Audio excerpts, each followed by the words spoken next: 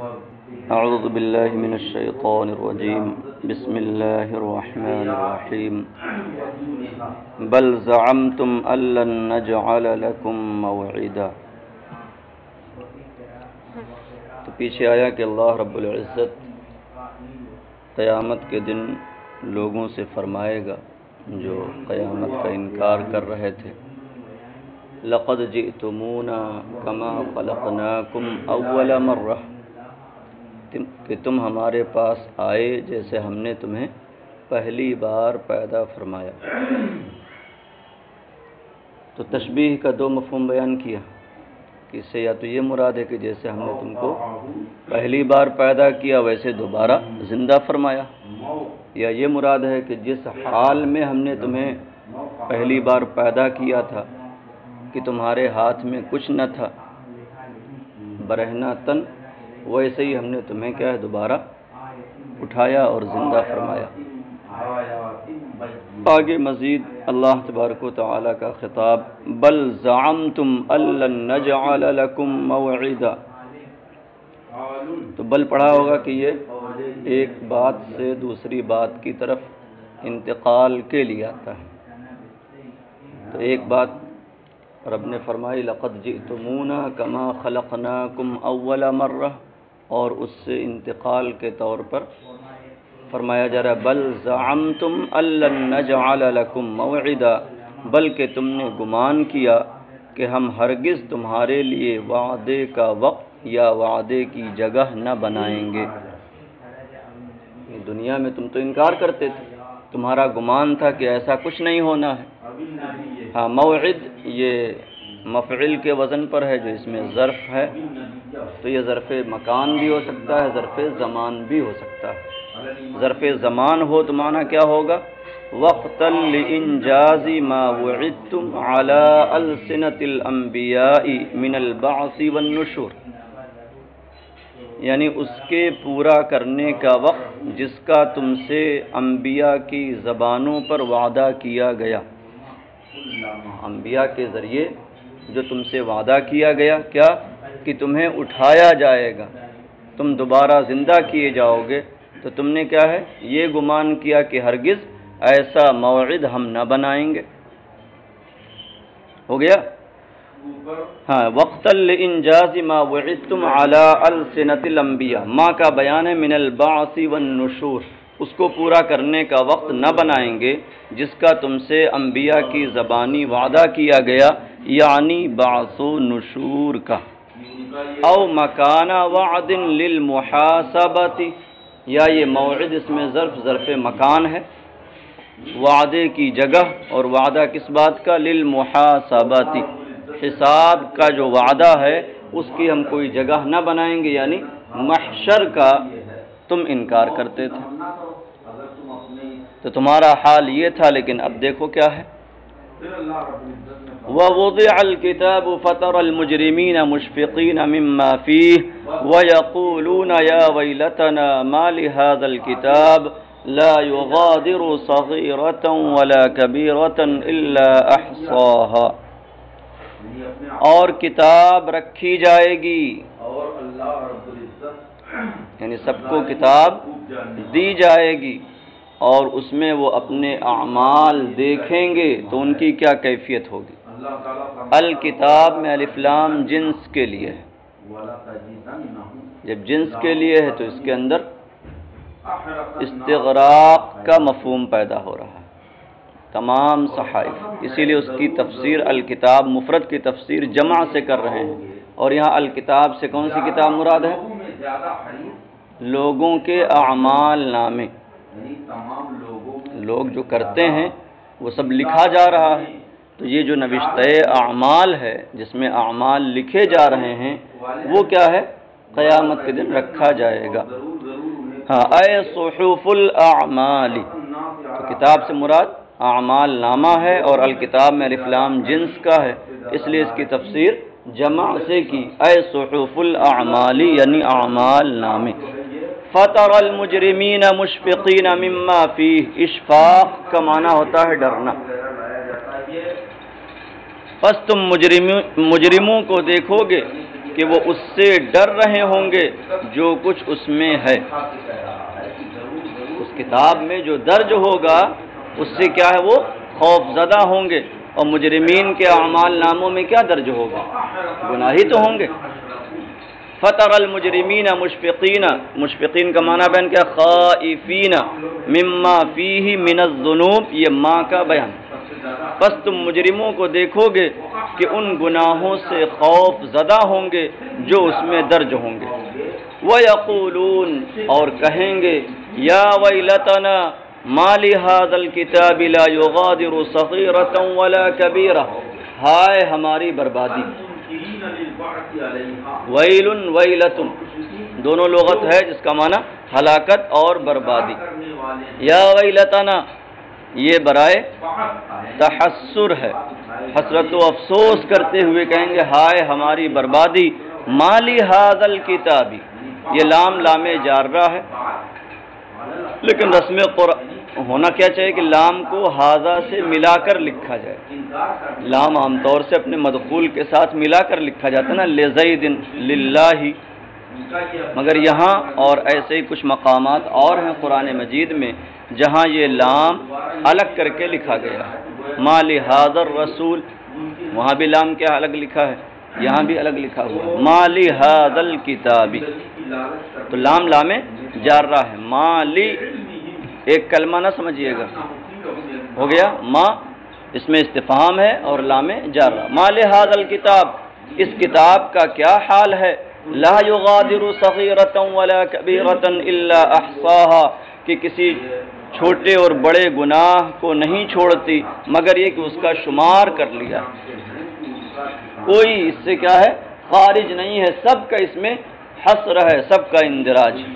لا یغادر صغیرۃ ولا کبیرۃ اے لا یترک شیئا من المعاصی، مغادرت کا معنی پیچھے بیان ہو چکا ہے، ترک چھوڑنا، تو لا یغادر کا معنی کیا ہوا، لا یترک، اور گناہوں کی دو قسمیں ہیں، صغیرہ اور کبیرہ، تو جب نہ صغیرہ کو چھوڑتی ہے نہ کبیرہ کو تو گویا کہ کسی بھی معصیت کو نہیں چھوڑ رہی، اس لیے تفسیر کر رہے ہیں اے لا یترک شیئا من المعاصی، کہیں گے ہائے ہماری بربادی، اس کتاب کا کیا حال ہے کہ یہ کسی چھوٹے گناہ کو چھوڑتی اور نہ بڑے کو، یعنی کسی بھی معصیت کو نہیں چھوڑتی، الا احصاها، نہیں چھوڑتی مگر اس کا احصاء کر لیا۔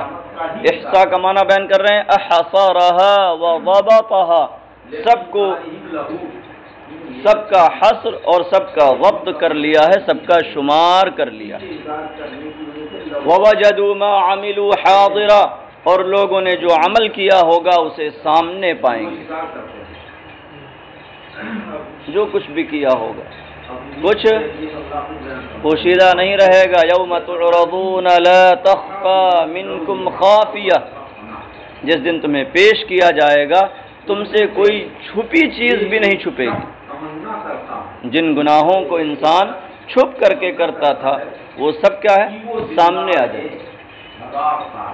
وَوَجَدُوا مَا عَمِلُوا حَاضِرًا، اور جو عمل کیا ہوگا اسے حاضر پائیں گے، یعنی سامنے پائیں گے۔ کہاں حاضر پائیں گے؟ فِي الصُّحُفِ عَتِيدًا، نوشتہ اعمال میں، اعمال نامہ میں لکھا ہوا پائیں گے، تیار پائیں گے۔ یا ما عاملو سے پہلے ایک مضاف مقدر ہے، ہاں یہاں پر اعمال تو کوئی متشکل چیز ہے نہیں، کوئی مجسم چیز تو ہے نہیں کہ وہ آپ کے سامنے آ کر کھڑے ہو جائیں گے۔ اعمال تو اعراض کے قبیل سے ہے نا، تو اعمال کو موجود پانے کا مطلب کیا ہے کہ اس نوشتہ اعمال میں، اس کتاب میں انہیں کیا ہے موجود پائیں گے کہ سب کے سب لکھے ہوئے ہیں، درج ہیں۔ یا یہ ہے کہ ما عملو سے پہلے ایک مضاف مقدر ہے، جزاء ما عملو حاضرہ، کہ جو اعمال انہوں نے کیا اس کی سزا اور اس کا بدلہ کیا ہے وہ سامنے پائیں گے، موجود پائیں گے۔ او جزاء ما عملو، تو پہلی تفسیر میں ما عملو سے خود اعمال مراد ہیں، اور حاضرن سے مراد کیا ہے کہ ان اعمال ناموں میں انہیں تیار پائیں گے، لکھا ہوا پائیں گے۔ یا ما عملو سے اعمال نہیں بلکہ اعمال کی جزا مراد ہے، تو وہ جزا تو حاضر ہی ہوگی، سامنے ہی ہوگی۔ وَلَا يَظْلِمُ رَبُّكَ أَحَدًا، اور آپ کا رب کسی پر ظلم نہیں فرماتا۔ ظلم کی صورت کیا ہے؟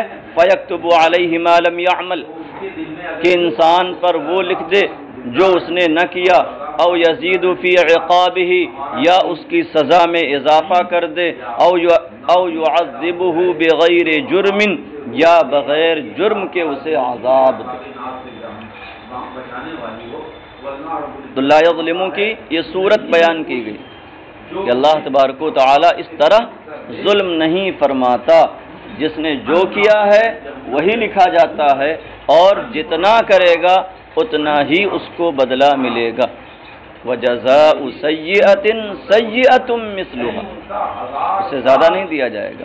ہاں، نیکیوں پر اللہ تبارک و تعالی اپنے فضل و احسان سے لوگوں کو گونا گوں اجر عطا فرماتا ہے۔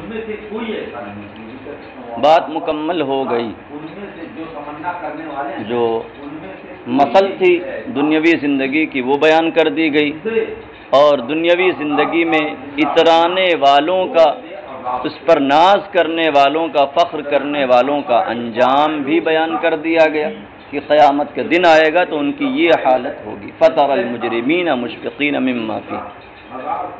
اب پھر ایک واقعہ یاد دلایا جا رہا ہے حضرت آدم علیہ السلام اور ابلیس کے درمیان جو پایا گیا کہ اللہ تعالیٰ نے جب فرشتوں کو حکم دیا کہ آدم کو سجدہ کرو تو سب نے تو سجدہ کیا مگر ابلیس نے نہ کیا۔ تو اس واقعے کو ذکر کیا جا رہا ہے تاکہ ان کفار کو جو تکبر کر رہے تھے، فخر کر رہے تھے، اور ابلیس کے بہکاوے میں آ کر کے شرک کر رہے تھے، اللہ تبارک و تعالی انہیں اس پر ملامت فرما رہا ہے، اور یہ واقعہ یاد دلا کر کے انہیں بتایا جا رہا ہے کہ تکبر کرنا اور کسی کو حقیر سمجھنا یہ تو شیطانی اور ابلیسی کام ہے۔ سمجھ رہے ہیں؟ ابلیس نے یہ کام کیا تھا، اور پھر تم اس کے کہے پر شرک کر رہے ہو، تو گویا کہ تم نے انہیں اللہ کا شریک بنا لیا، ان کی بات مانی۔ بات ماننی چاہیے اللہ کی، اور بات مانتے ہو شیاطین کی، تو کیا وہ اس لائق ہیں؟ ہرگز نہیں۔ وَإِذْ قُلْنَا لِلْمَلَائِكَةِ اسْجُدُوا لِآدَمَ فَسَجَدُوا إِلَّا إِبْلِيسَ، یہاں بھی اذکر فعل مقدر ہوگا، اور یاد کرو جب ہم نے ملائکہ سے فرمایا کہ تم آدم کو سجدہ کرو۔ یہ سجدہ کیسا تھا؟ اس سلسلے میں اس سے پہلے بھی آپ پڑھ چکے ہوں گے۔ سجود کے بارے میں یہاں 3 قول پائے جاتے ہیں۔ سجود کا لغوی معنی انحناء ہوتا ہے، جھکنا، سمجھ رہے ہیں؟ اور سجود کا معروف معنی، عرفی معنی کیا ہے؟ وضع الجبہ علی الارض، زمین پر پیشانی رکھنا۔ اور سجود بمعنی انقیاد، یعنی کہ اطاعت و فرما برداری بھی بولا جاتا ہے۔ تو سجود کے 3 اطلاقات، لغتاً انحناء کے معنی میں ہے، عرفاً وضع الجبہ علی الارض کے معنی میں ہے، اور تیسرا کیا ہے؟ محض انقیاد اور اطاعت کے معنی میں کہ وہاں نہ جھکنا ہے نہ زمین پر پیشانی رکھنا ہے، پیچھے پیچھے چلنا، کسی کی فرما برداری کرنا، یہ بھی کیا ہے؟ سجود کہلاتا ہے۔ تو یہاں جو حضرت آدم علیہ السلام کو سجدے کا حکم دیا گیا، اس سے کون سا معنی مراد ہے، کون سا سجود مراد ہے؟ اور پھر وضع الجبہ علی الارض جو عرفی معنی ہے، اس کی 2 صورت ہے۔ ایک کیا ہے؟ سجدہ عبادت، اور دوسرا ہے سجدہ تحیت۔ کسی کو سجدہ کرنا، اسے معبود مان کر اس کی عبادت کے طور پر، یہ سجدہ عبادت ہے۔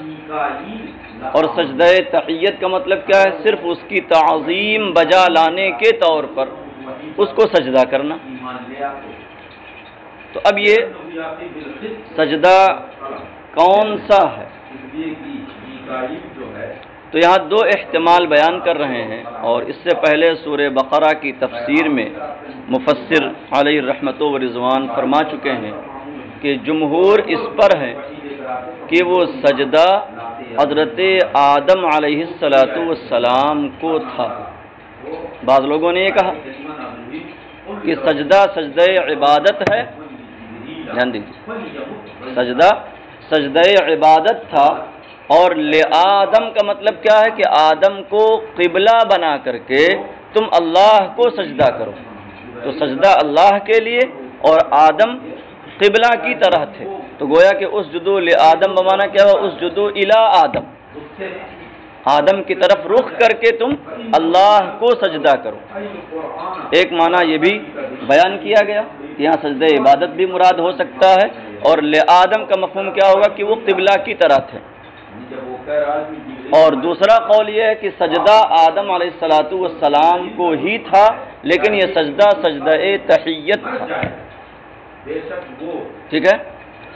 ہاں، تو مفسر علیہ الرحمٰن نے پیچھے فرمایا ہے کہ جمہور کا مذہب یہی ہے کہ وہ سجدہ سجدہ تحیت تھا اور آدم علیہ السلام کو تھا۔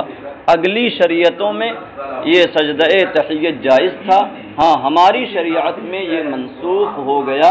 اب سجدہ عبادت تو خیر کبھی کسی شریعت میں جائز نہیں رہا کسی کے لیے، لیکن سجدہ تحیت بھی اب ہماری شریعت میں کسی کو روا نہیں، اس حدیث شریف کی وجہ سے، بلکہ بہت ساری احادیث اس باب میں وارد ہیں کہ حضرت سلمان رضی اللہ تعالی عنہ نے نبی کریم صلی اللہ تعالی علیہ وسلم سے سجدہ کرنے کی اجازت چاہی، تو آپ نے فرمایا کہ کسی مخلوق کو یہ روا نہیں کہ وہ کسی دوسری مخلوق کو سجدہ کرے، سجدہ صرف خالق عز و جل کے لیے۔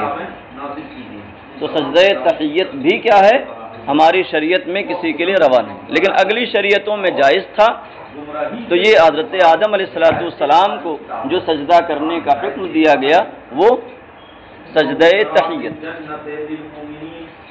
ہاں، تو کہہ رہے ہیں اور یاد کرو جب ہم نے ملائکہ سے فرمایا کہ تم آدم کو سجدہ کرو، سجود تحیت او سجود انقیاد، دو مفہوم بیان کر رہے ہیں کہ اس سے یا تو سجدہ تحیت مراد ہے، اس کو پہلے ذکر کیا ہے کیونکہ ان کے اعتبار سے یہی راجح ہے، او سجود انقیاد یا سجدہ انقیاد اطاعت و فرما برداری والا سجدہ مراد ہے، جھکنے والا یا زمین پر پیشانی رکھنے والا نہیں۔ فسجدوا الا ابلیس، تو انہوں نے سجدہ کیا سوائے ابلیس کے، تو فرشتوں نے سجدہ کیا الا ابلیس، سوائے ابلیس کے۔ یہاں پر استثناء منقطع ہے، استثناء منقطع کا مطلب سمجھتے ہیں کہ مستثنی منہ میں داخل نہ ہو۔ ظاہر سی بات ہے کہ ابلیس ملائکہ میں سے نہیں، بلکہ آگے خود آ رہا ہے کان من الجن، وہ جنوں میں سے تھا، اور ان کی سرشت میں کیا ہے، سرکشی ہے، تو اس وجہ سے کیا ہے اس نے سجدہ نہ کیا، تو استثناء کون سا ہوگا، منقطع۔ مگر اب یہاں ایک سوال یہ پیدا ہوتا ہے کہ جب حکم فرشتوں کو تھا اور اس نے سجدہ نہ کیا تو اس کا استثناء کیوں ہو رہا ہے، سمجھ رہے ہیں؟ تو اس کا جواب دیا گیا ہے تفسیر جلالین میں، کانا بین الملائکہ، کہ یہ ابلیس ملائکہ کے درمیان رہتا تھا، انہی کے درمیان تھا، تو اب جب ان کے ساتھ ہے اور سجدے کا حکم ہوا تو جو ساتھ میں ہے اس کو بھی حکم ہوا، اور حکم ہونے پر دلیل یہاں بھی ہے فَفَسَقَ عَنْ أَمْرِ رَبِّهِ، امر کا ذکر آ رہا ہے کہ اس نے اپنے رب کے حکم سے بغاوت کی،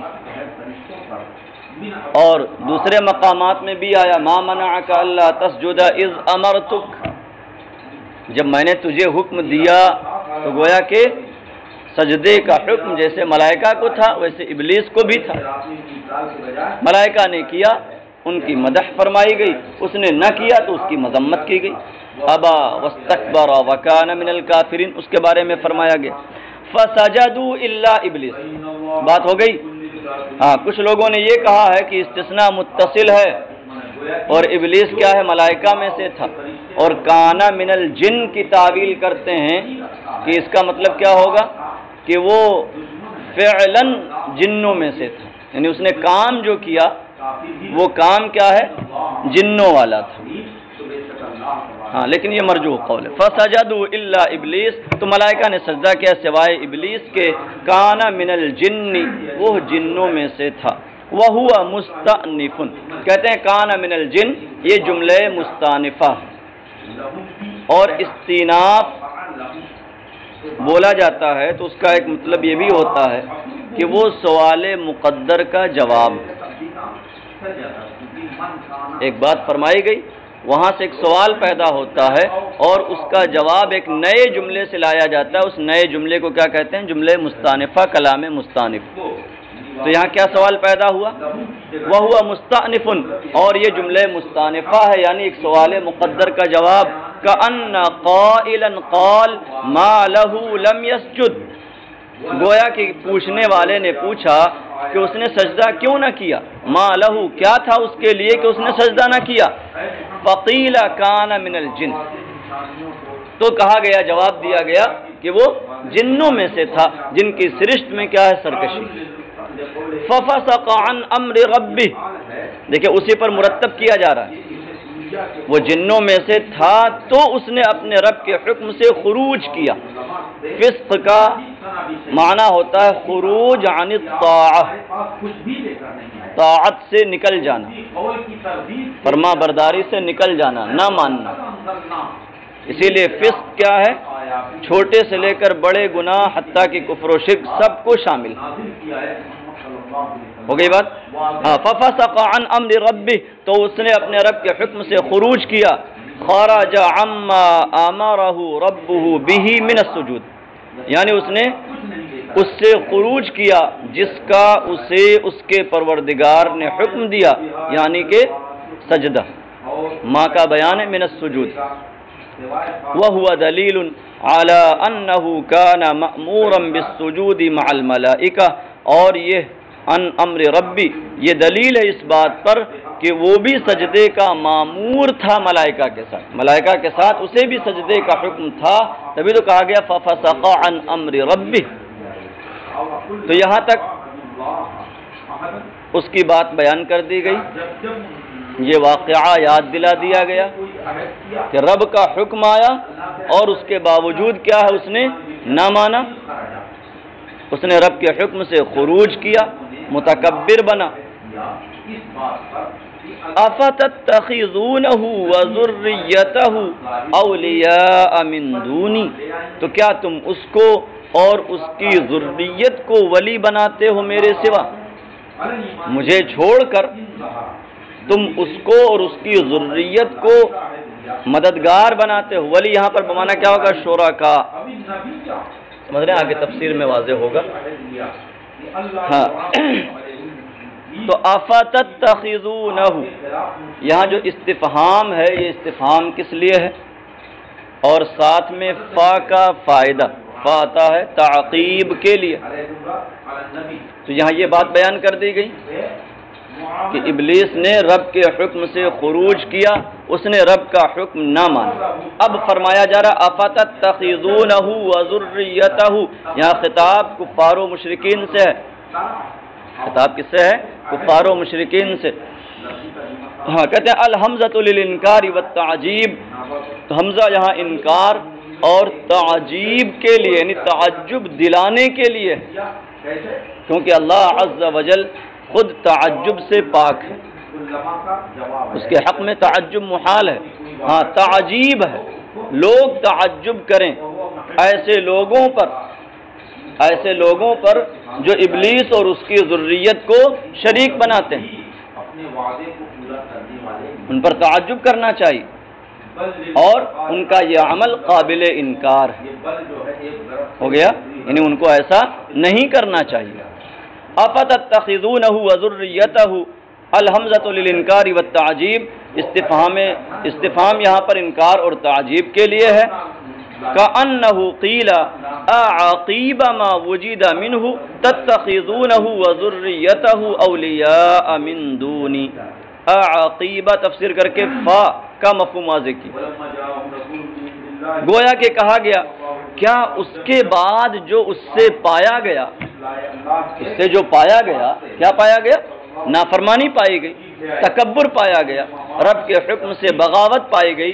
کیا جو اس سے پایا گیا اس کے بعد بھی تم اسے اور اس کی ذریت کو شریک بناتے ہو مجھے چھوڑ کر؟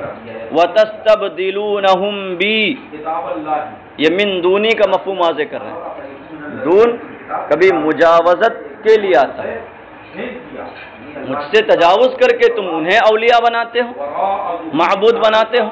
وَتَسْتَبْدِلُونَهُمْ بِي، اور میرے بدلے میں تم انہیں اختیار کرتے ہو، ان کو مجھ سے بدل لیتے ہو. کیا مطلب؟ استبدال مانے بدلے میں لینا، تو میرے بدلے میں تم ان کو اختیار کر رہے ہو. کیا یہ تمہیں زیب دیتا ہے؟ عقلاء کو ایسے لوگوں پر تعجب کرنا چاہیے. ہو گئی بات. اب آگے ذریت میں سے کچھ لوگوں کا ذکر. وَمِن ذُرِّيَّتِهِ لَاقِيسٌ مُوَسْوِسُ الصَّلَاةِ، کہتے ہیں ابلیس کی ذریت میں سے بہت سارے ہیں، اور کچھ کے اسماء ان کے کاموں کے ساتھ بیان کیے گئے ہیں، تو انہی میں سے کچھ نام یہاں ذکر کر دے رہے ہیں بعض تفاسیر کی روشنی میں. اور ابلیس کی ذریت میں سے لاقیس ہے جو نماز میں وسوسہ ڈالنے کا کام کرتا ہے. والاعور، اور ایک اعور ہے جو بدکاری پر ابھارتا ہے. صاحب الزنا، ہو گیا، زنا کا وسوسہ دیتا ہے. وبتر صاحب المصائب، بطر یا بطر لغتاً جو بھی ہو، سمجھ رہے ہیں؟ ہاں. اور ایک کیا ہے؟ بطر ہے جو مصائب میں لوگوں کو جزع و فزع پر ابھارتا ہے. جزع و فزع کرنے پر، چیخنے چلانے، منہ بال نوچنے اور منہ پیٹنے پر. ومطوس صاحب الاراجیف، ارجوفہ کی جمع ہے اراجیف بمعنی جھوٹی خبریں، جھوٹی باتیں. اور ایک مطوس ہے جو جھوٹی باتوں کا وسوسہ دیتا ہے. وداسم، اور ایک داسم ہے جو یدخل ویأکل مع من لم یسم اللہ تعالی، جو اس کے ساتھ داخل ہو جاتا ہے گھر میں اور کھانے میں شریک ہو جاتا ہے جو بسم اللہ نہ پڑھے. تو گھر میں داخلے کے وقت بسم اللہ نہ پڑھا جائے تو یہ داسم اندر چلا جاتا ہے. سمجھ رہے ہیں؟ ہاں. اور یہ بھی کہہ لیجئے جنسی نام ہے، ایک جنس اور ایک پوری قسم ہے اس نام کی، یعنی کہ خالی ایک فرد ہے، کیونکہ جو بھی بسم اللہ نہ پڑھے اس کے ساتھ داخل ہونے والے الگ الگ شیاطین ہوں گے نا. تو یہ ایک نوع کا نام ہے، پوری قسم کا نام ہے. جتنے بھی نام یہاں ذکر کیے گئے ہیں یہ شخصی نام نہیں ہے. ایسے ہی جو وضو میں وسوسہ دیتا ہے اس کا نام ولہان بیان کیا گیا ہے.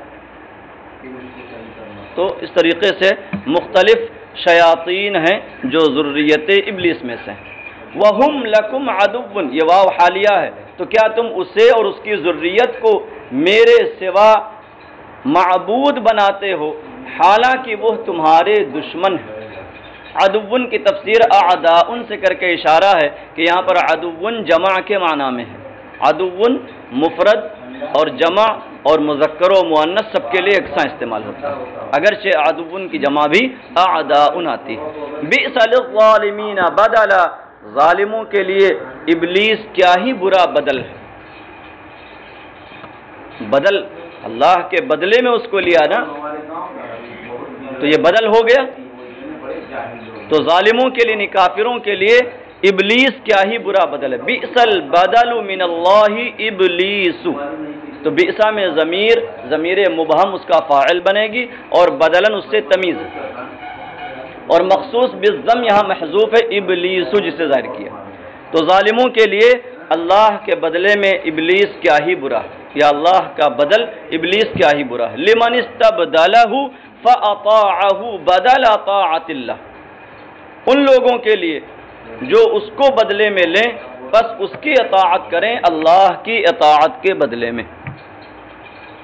تو بدل کا پورا مفہوم واضح کر دیا کہ اللہ کی اطاعت کرنی چاہیے تھی، مگر انہوں نے اللہ کی اطاعت چھوڑ کر کے ابلیس کی اطاعت کی، اللہ کی اطاعت کے بدلے میں اس کی اطاعت کی، تو یہ ابلیس ان کے لیے کیا ہی برا بدل ہے۔ اب آگے دلیل اس بات پر قائم فرمائی جا رہی ہے کہ یہ الہ نہیں ہو سکتے، شریک فی الالوہیت نہیں ہو سکتے۔ کیسے ان کو شریک ٹھہراتے ہو؟ ما اشہدتہم خلق السماوات والارض ولا خلق انفسہم، میں نے انہیں حاضر نہ کیا، میں نے انہیں شریک نہ کیا آسمانوں اور زمین کی پیدائش میں، ولا خلق انفسہم، اور نہ ہی خود ان کی پیدائش میں، وما کنت متخذ المضلین عضدا، اور نہ ہی میں گمراہ گروں کو مددگار بنانے والا ہوں۔ تو جو خالق نہیں وہ معبود کیسے ہو سکتا ہے؟ الوہیت خالقیت پر متفرع، اور جب خلق کسی کے لیے نہیں ہے، الہ وہی ہو سکتا ہے جو خالق ہو، تو جب خلق کسی کے لیے نہیں تو الہ بھی کوئی نہیں۔ ما اشہدتہم، ہم ضمیر کا مرجع بیان کر رہے ہیں اے ابلیس وذریتہ، اور آیت کا مفہوم یعنی انکم اتخذتموہم شرکاء لی فی العبادۃ، ہاں مطلب یہ ہے کہ تم نے انہیں میرا شریک بنایا عبادت میں، وَإِنَّمَا يَكُونُونَ شُرَكَاءَ فِيهَا لَوْ كَانُوا شُرَكَاءَ فِي الْإِلَٰهِيَّةِ، اور وہ عبادت میں شریک اسی وقت ہو سکتے تھے اگر وہ الہیت میں شریک ہوتے۔ عبادت میں کب شریک ہو سکتے ہیں؟ جبکہ الہیت میں شریک ہوتے نہیں، وہ بھی الہ ہوتے، اور الہیت کی نفی کی جا رہی۔ فَنَفَى مُشَارَكَتَهُمْ فِي الْإِلَٰهِيَّةِ بِقَوْلِهِ مَا أَشْهَدتُّمْ خَلْقَ السَّمَاوَاتِ وَالْأَرْضِ، تو الہیت میں ان کی شرکت کی نفی فرمائی اپنے قول ما اشہدتہم خلق السماوات والارض سے۔ تو الہیت کی نفی سے کیسے ہوئی؟ کیونکہ الہ وہی ہوگا جو خالق ہوگا، اور جب خلق میں ہم نے ان کو شریک نہ کیا تو پھر یہ عبادت میں کیسے شریک ہو سکتے ہیں؟ بس ان کے الہیت میں شریک ہونے کی نفی فرمائی اپنے قول ما اشہدتم خلق السماوات والارض سے۔ مفہوم کیا ہوا کہ میں نے ان کو آسمانوں اور زمین کی تخلیق میں شریک نہ کیا کہ میں ان کی تخلیق میں ان سے مدد لوں، او اشاورہم فیہ، یا اس تخلیق میں میں ان سے مشورہ کروں۔ اے تفردت بخلق الاشیاء فافردونی فی العبادہ، مفہوم یہ بنا کہ خلق اشیاء میں میں منفرد ہوں، اکیلا ہوں، یعنی اکیلے میں نے کیا ساری چیزوں کی تخلیق فرمائی، پس تم عبادت میں مجھی کو اکیلا رکھو، یعنی تنہا اکیلے میری ہی عبادت کرو، کسی اور کو عبادت میں شریک نہ کرو۔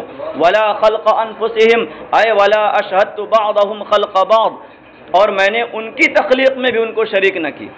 تو یہاں مراد کیا ہے کہ ان میں سے بعض کو بعض کی تخلیق میں شریک نہ کیا، جیسے کہا جاتا ہے لا تقتلوا انفسکم، تم اپنے آپ کو قتل نہ کرو، مراد کیا ہے کہ تم میں کا ایک دوسرے کو قتل نہ کرے۔